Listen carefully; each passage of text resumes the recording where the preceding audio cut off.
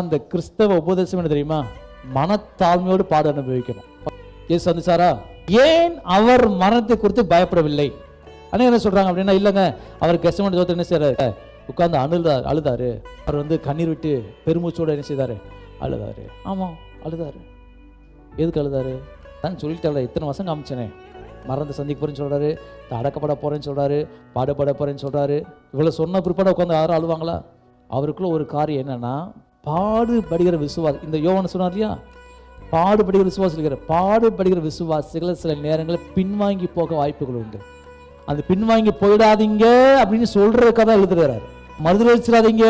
ஏன்னா இயேசு கிறிஸ்து கல்வாரி சிலுவையில போகும்போது கெத்செமனே தோட்டத்தில் அழுதார். போட்டிருக்காது இல்லையா? என்ன அழுதாரு? எதுக்கு அழுதாரு? அவரு அடிக்கப்படுறதுக்காக அழுகல. அவர் தான் அடிக்கப்பட மாட்டே போறேன்னு தானே சொல்லிட்டாரு. இந்த பாடு அனுபவிக்கிற நேரத்தில் சொல்ற, இந்த பாத்திரம் விட்டு நீங்க கூடுவானால் நீங்கட்டும், ஆனால் என் சித்தத்தின்படி அல்ல. இது மூலம் என்ன சொல்றாரு?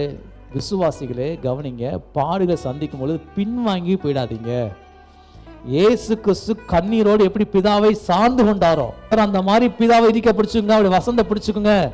பெரும் வெள்ளம் பெரும் காற்று அந்த வீட்டு மேல அடித்தும் அந்த வீடு என்ன செய்யல? விழல. ஏன் விழல? அது கண்மலை மேல கட்டப்பட்டது. கைகளை வைத்து ஒரு அமைச்சங்க பார்க்கலாம். பாடு அனுபவிக்கும் பொழுது அது இயேசுக்கு வந்தது, எனக்கு வந்தது. சொல்லுங்க, இயேசுக்கு வந்தது, எனக்கு வந்தது. அவர் ஏற்றுக்கொண்டார், நானும் ஏற்றுக்கொண்டேன். அவர் கடந்து போனார், நானும் கடந்து போவேன். அவர் ஜெயிச்சார், நானும் ஜெயிச்சிருவேன்.